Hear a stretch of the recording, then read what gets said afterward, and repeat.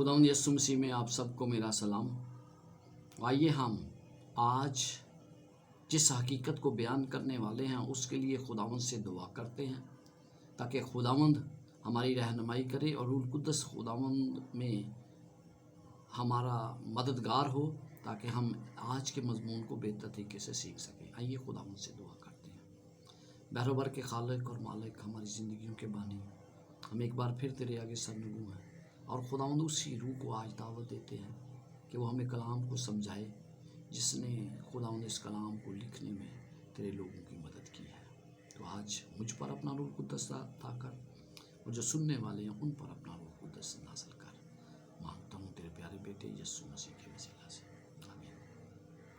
आज मैं जिस मजमून की तरफ आपकी तवज्जो मबलूज़ करवाना चाहता हूँ वो है गैर ज़बानों की हकीकत, और हम इसे बाइबल के मुताबिक, तारीख़ के मुताबिक और मसीहत के इब्तदाई दौर और आज के तनाज़ुर में देखने जा रहे हैं। आज हम देखते हैं कि बहुत से लोग इस तालीम के मुतल्लिक़ अपनी मुख्तलिफ राय रखते हैं, लेकिन मैं जिस बात को बयान करना चाहता हूँ वो बाइबल मुक़द्दस से होगी। मेरी बात कोई अहमियत नहीं रखती, मेरे लिए बाइबल मुक़द्दस को बयान करना अहम है और मैं ये चाहता हूँ कि आप भी बाइबल मुक़द्दस की हकीकत को समझें और फिर आप फैसला करें। मैं अपनी तलीमात किसी पर थोपता नहीं हूँ, बल्कि मैं अपना नुक्ता नज़र बयान करता हूँ और वो नुक्ता नज़र बाइबल मुक़द्दस के मुताबिक होगा। अगर आप मौजूदा दौर में दुनिया के हालात देखें तो आप इससे अच्छी तरह आगाह हैं कि मसीही दुनिया रूहानी तौर पर पस्त से पस्त होती जा रही है। इसकी बड़ी वजह लोगों में किताब मुक़द्दस का शख्सी मुतालिया नहीं पाया जाता। शख्सी मुतालिया का रुझान ही हमारे मसीही लोगों में नहीं है। ऐसे लोग हक़ाइक़ को समझने के लिए या तो एल्डर साहिबान, पादरी साहिबान या मुआशरे के पढ़े लिखे लोगों से राब्ता कायम करते हैं और उनके तलीमात पर इंसार करते हैं। लेकिन याद रखें, रूह कुद्दस सबसे बड़ा उस्ताद है जिसने बाइबल को लिखवाया। वही मेरी मदद करता है कि मैं बेहतर तरीके से समझ सकूं। इसमें कोई शक नहीं कि आज मसीहत नाजुक तरीन दौर से गुजर रही है। जो मसाइल मसीहियों को दरपेश हैं उस पर गोया किताबें तहरीर की जा सकती हैं। आज आप मसीही दुनिया में बहुत से मसाइल देखते हैं और उनको उजागर करना इंतहाई ज़रूरी है, क्योंकि हम रूहानियत की मंजिल से बहुत नीचे गिर चुके हैं। आज कलीसिया में फ़िरकावारियत पाई जाती है, यानी कि मजहबी फ़िरकावारियत, गुर्बत मसीहियों में बहुत है। ख़ासतौर पर पाकिस्तान में मसीही गुर्बत की लकीर से नीचे है।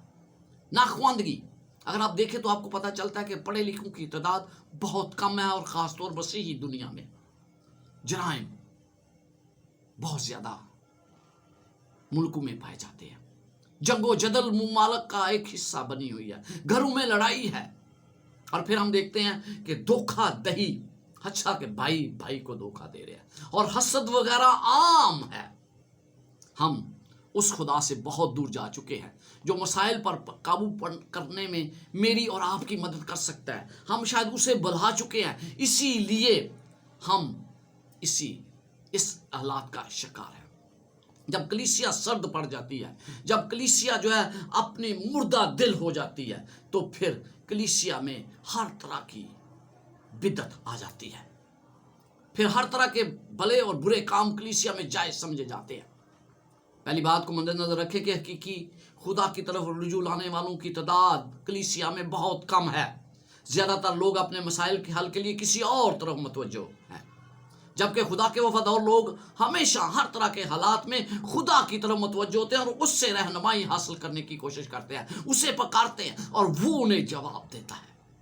इस तरह के हालात में मजबूत गवाही की ज़रूरत है। अगर आप ईमानदार हैं तो आपकी गवाही बड़ा मानी रखती है, ताकि हमारे अंदर जो रूहानियत की आग है वो दूसरों तक रसाई हासिल, दूसरों को अपनी लपेट में ले ले आए। अगर आप मसीह को सी तरीके से मानते हैं तो बाइबल पर यकीन करते हुए ये कलाम दूसरों तक पहुंचाने की कोशिश करें। दूसरी जानब बहुत से مسیحی اپنے روحانی تعلقات کو فراموش کر بیٹھے ہیں۔ وہ یا تو کلیسیا میں رہتے ہوئے بڑی مردہ دلی سے کام کر رہے ہیں، یا انہوں نے اپنی طور پر کلیسیا سے بہت سے لوگوں نے ناطا ختم کر لیا ہے، اور اس کی وجہ شاید ہمارے علماء اکرام ہے۔ ایک ایسا گروپ کلیسیا میں موجود ہے جو ہر طرح کے حالات کے ساتھ سمجھوتا کیے ہوئے ہے۔ وہ دلی طور پر ان حالات کی وجہ سے فکر مند ہوتے ہیں اور اس کے بارے کچھ کرنا چاہتے ہیں۔ یہ ایک ایسا گروہ ہے جو یہ فیصلہ کرنا چاہتا ہے کہ وہ خدا کے ساتھ ساتھ لوگ کیوں نہیں چل رہے، انہیں فکر ہے۔ ان کا یہ فیصلہ قابل تعریف ہے، اور اس میں خلوص حقیقی ہوتا ہے، اور اس پر کسی قسم کا شک نہیں کیا جا سکتا۔ وہ اس طرح کی تنظیم میں رہتے ہوئے ناخوش رہتے ہیں جہاں روحانیت کا لبادہ اوڑھ کر لوگ خدا کی طاقت سے عاری ہوتے ہیں۔ اس لیے وہ کلیسیا تنظیم سے اپنا تعلق ختم کر لیتے ہیں اور خدا کی تلاش کرنے کے لیے دوسرے راستے تلاش کرتے ہیں۔ کلام مقدس میں آیا ہے کہ وہ دینداری کی وضع تو رکھیں گے مگر اس کے اثر کو قبول نہ کریں گے، ایسوں سے بھی کنارہ کرنا۔ تimotheus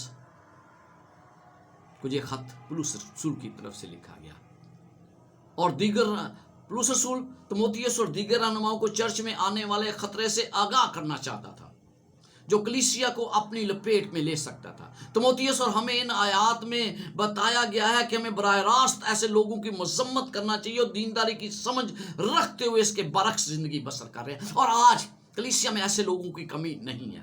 صدیوں سے نام کے مسیح کلیسیا پر اپنی گرفت کو مضبوط بنائے ہوئے ہیں، جبکہ ان کی زندگیوں سے مسیح کی تعلیمات کا دور دور کا کوئی تعلق واسطہ نہیں ہے۔ سچ تو یہ ہے کہ ہماری زندگیوں میں روحانی جذبہ اور مضبوطی کی کمی پائی جاتی ہے، حتیٰ کہ اس وقت بھی جب ہم اپنے آپ کو بہت مضبوط خیال کرتے ہیں اور ہم سوچتے ہیں کہ روحانی طور پر ہم بہت مضبوط ہو چکے ہیں۔ ان حالات میں ہمیں خدا کی سنجیدگی سے تلاش کرنے کی ضرورت ہے، اور ہمیں خدا کہاں مل سکتا ہے؟ خدا ہمیں کلام مقدس کے اندر ملتا ہے، اور وہ ہمیں سکھاتا ہے۔ روح القدس اس کا مدد کرتا ہے کہ وہ ہمیں سکھا سکے۔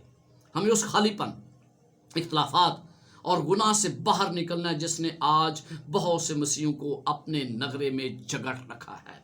ایسے میں ہمیں کیا کرنے کی ضرورت ہے، اور ہم اس کا علاج آخر کہاں سے تلاش کر سکتے ہیں؟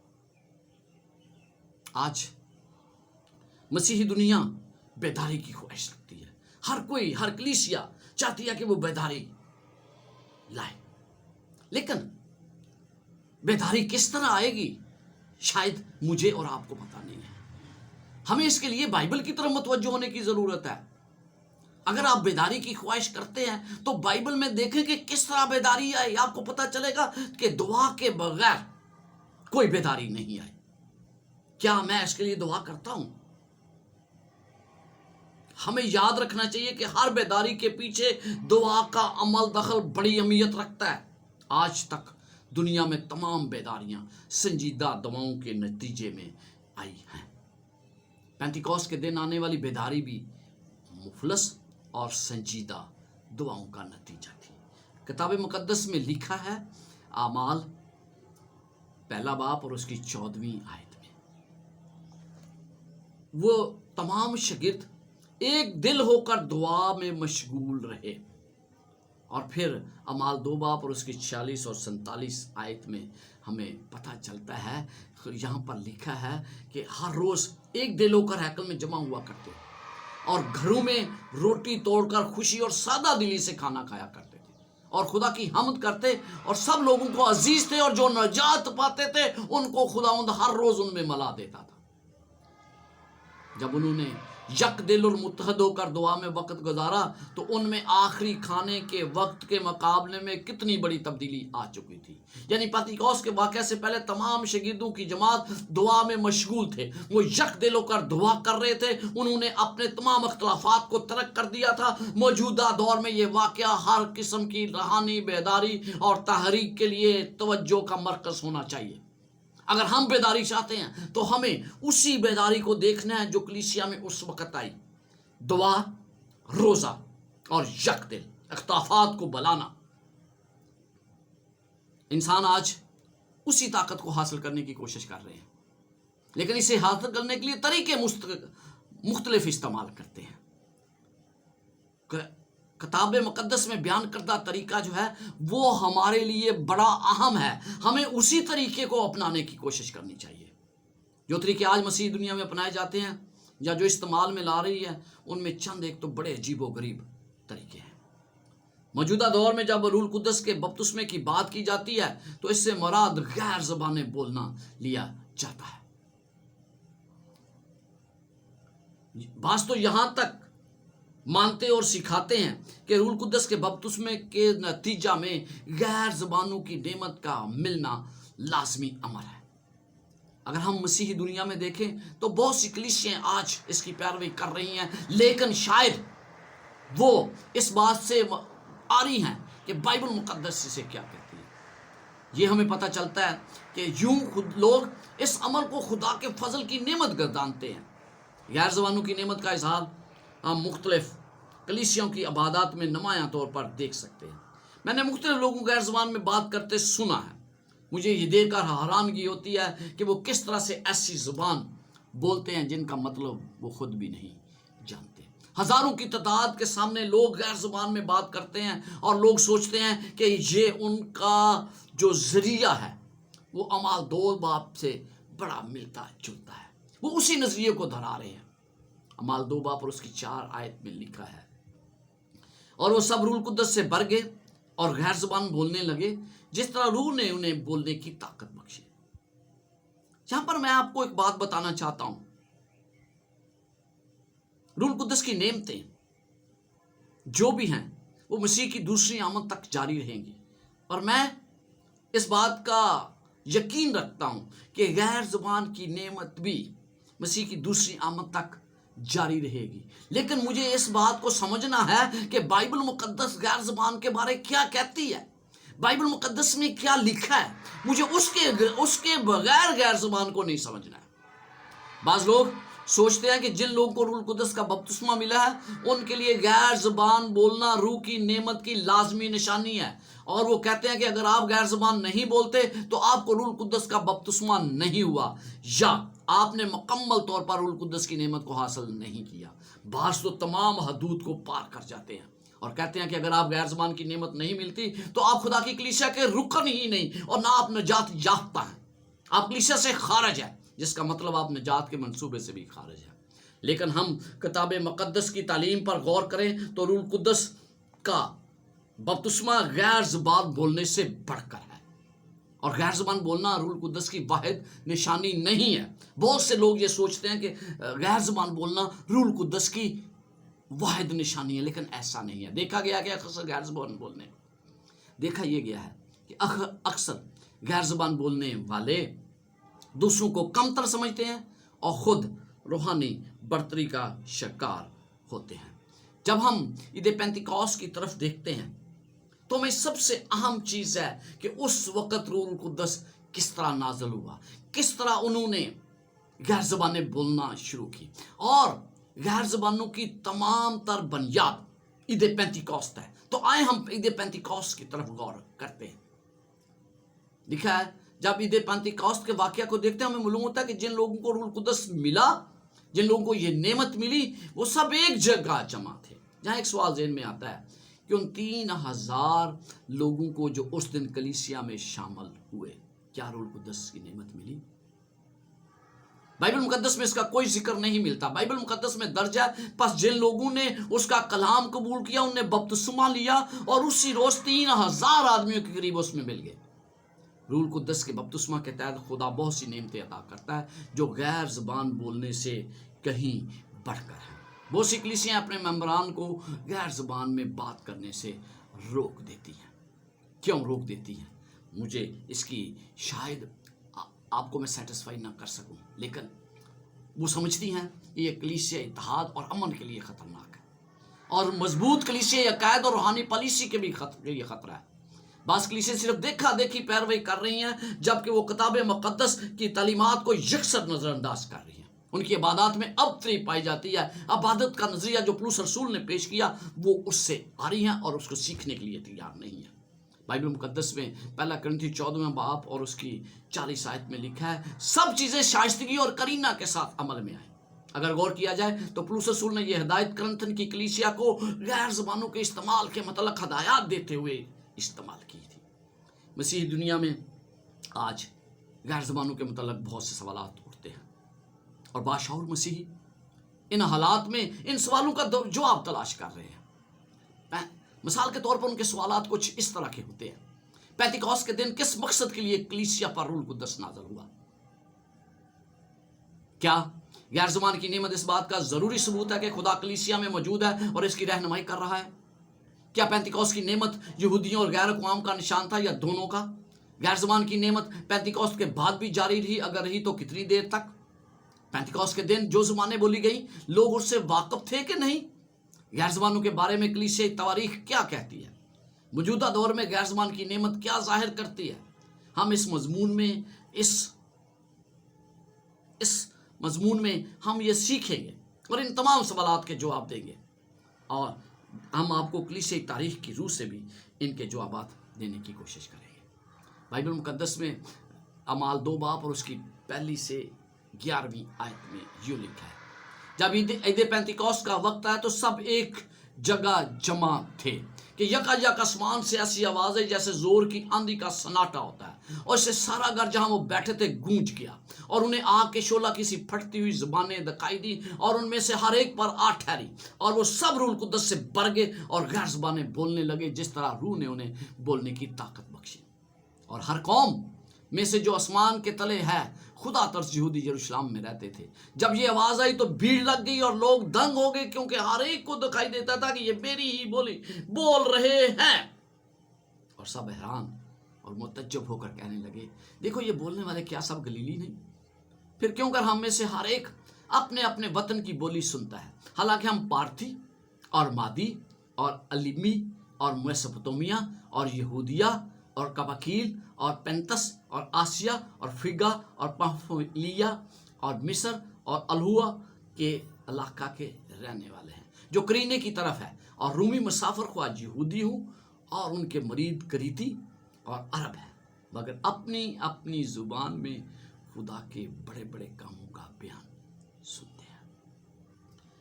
ये पहला वाकया है जो यरूशलेम में पेश आया और इस वाकये को लेकर बहुत से मसीही आज इसका मुख्तलिफ मतलब निकालते हैं। आज हम इसको सीखेंगे कि इसका असल मतलब क्या है और इसके बाद हम 2-3 और एक साथ में आपको बाकी वाकयात भी बताएंगे। यह हवाला इब्तदाई कलीसिया के नज़ूल के वक्त, रूह कुद्दस के नज़ूल के वक्त बड़ा अहमियत का हामिल था, क्योंकि इसमें पेंतिकोस्त के दिन का जिक्र पाया जाता है और जिस जगह ये लोग जमा थे वो बालाखाना यरूशलेम में था। ये तमाम लोग वहाँ पर जमा थे। यहाँ पर 120 अफराद जमा थे। अमाल 1 बाब और उसकी 15 आयत में हम पढ़ते हैं, जिसमें यस्सु की माँ मरियम, यस्सु के भाई और यहूदा अस्करियोती के अलावा तमाम इब्तदाई शागिर्द मौजूद थे। इसके अलावा भी अमाल में 2 हवाला जात पाए जाते हैं जहाँ रूह कुद्दस लोगों पर नाज़िल हुआ और उन्होंने गैर ज़बानें बोली। एक हवाला अमाल 10 बाब और उसकी 44 से 46 में है। इस हवाला में हम देखते हैं कि रूह कुद्दस यहूदी और गैर कौम पर नाज़िल हुआ और उसके बाद उन्होंने भी गैर ज़बानें बोलना शुरू कर दी। दूसरा वाक़या अमाल 19 बाब और उसकी 1 से 7 आयत में है, जहाँ रूह कुद्दस 12 लोगों पर नाज़िल हुआ, उन्होंने गैर ज़बानों में बोलना शुरू कर दिया। इन 3 वाक़यात के अलावा आपको कहीं कोई ऐसी मिसाल नहीं मिलती जहाँ ये नेमत कलीसिया में पाई जाती है। तो आज वो कौन सी ज़बानें बोल रहे थे, हमें ये सीखना है। अमाल 2 बाब और उसकी 4 आयत से यहाँ होता है कि उन्हें अपनी मादरी ज़ुबान के अलावा ज़बानें बोलना शुरू कर दी जिनसे वो नावाकिफ थे। ये पेंतिकोस्त का वक़्त था और जैसे कि मैंने पहले भी पढ़ा, और हर कौम जो आसमान के तले है खुदा तरस यहूदी यरूशलेम में रहते थे। 5वीं आयत में ये लिखा है। ये यहूदी बहुत अरसा पहले अपनी शनाख्त यहूदी कौम से खो चुके थे और अबरानी या आरामी नहीं बोलते थे, जो शागिर्दों की जुबान थी। जुबानों की नेमत की बदौलत उन्होंने खुदा की गवाही सुनी और उसके नाम का प्रचार किया। خدا کے بڑے بڑے کاموں کا بیان کیا۔ یہ تمام یہودی دنیا کے دوسرے ممالک سے یروشلم میں آئے تھے، لیکن انہوں نے یسوع ناصری کا بیان، اس کے کاموں کا بیان اپنی زبان میں سنا۔ یہاں یہ بات واضح ہوتی ہے کہ پینتیکوست کے دن جو زبانیں بولی گئیں، لوگ اس سے واقف تھے، وہ اسے سمجھتے تھے، جانتے تھے، انہیں ان کا مطلب آتا تھا۔ سننے والے دنگ رہ گئے۔ چھٹی آیت میں کیا لکھا ہے؟ کیونکہ ہر ایک کو یہی سنائی دیتا تھا کہ یہ میری ہی بولی بول رہے ہیں۔ پر گندگی کے دوران یہودی تقریباً دنیا کے ہر حصہ میں جہاں کہیں دنیا آباد تھی بکھرتے چلے گئے۔ اپنی اس جلاوطنی کے دوران انہیں کئی زبانیں سیکھ لی تھی۔ ان یہودیوں میں کئی ایسے اس موقع پر یروشلم میں موجود تھے، اور دنیا کی جو زبانیں بولی جاتی تھی اس کے بولنے والے اس مذہبی تہوار میں شامل تھے۔ مختلف بولی جانے والی زبانیں یہ انجیل کی منادی میں رکاوٹ کا باعث بن سکتی تھی۔ چنانچہ خدا نے معجزانہ طور پر رسولوں کی اس کمی کو پورا کر دیا جو وہ عمر بھر نہیں کر سکتے تھے۔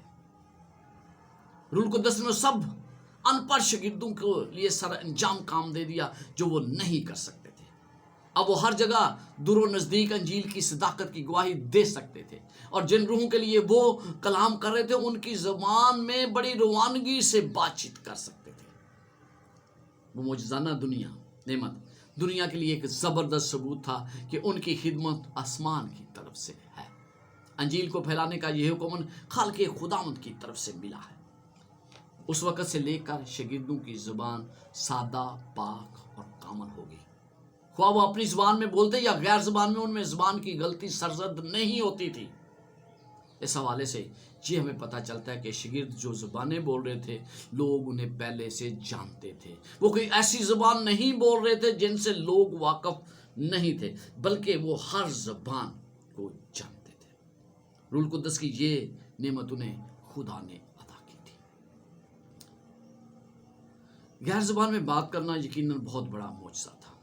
پینتیکوست کے دن روح القدس کا نزول مرکز 16 باب اس کی 17 آیت کی پیشن گوئی کی تکمیل تھی۔ اور ایمان لانے والوں کے درمیان یہ معجزے ہوں گے، وہ میرے نام سے روحوں کو نکالیں گے، نئی نئی زبانیں بولیں گے، سانپوں کو اٹھا لیں گے، اور کوئی ہلاک کرنے والی چیز پئیں گے تو انہیں کچھ زر نہ پہنچے گا، وہ بیماروں پر ہاتھ رکھیں گے تو اچھے ہو جائیں گے۔ اس حوالے میں غیر زبانوں کے علاوہ ایمان لانے والوں کے درمیان دوسرے معجزات کا بھی ذکر پایا جاتا ہے۔ پھر روح القدس کے بپتسمے کی نشانی صرف غیر زبان کیوں قرار دیتے ہیں؟ میری ان بھائیوں اور بہنوں سے گزارش ہے جو روح القدس کے بپتسمے کو غیر زبان بولنے سے مشروط کرتے ہیں، وہ دوسرے معجزات کے متعلق بھی سوچیں کہ وہ ان کی زندگی میں کیوں رونما نہیں ہوئے۔ کیا کبھی نے یہ شرط عائد کی ہے کہ آپ سانپ کو اٹھائیں اور زہر پئیں تو پھر ہی اس سے ثابت ہوگا کہ آپ کو روح القدس کا بپتسمہ ہوا ہے؟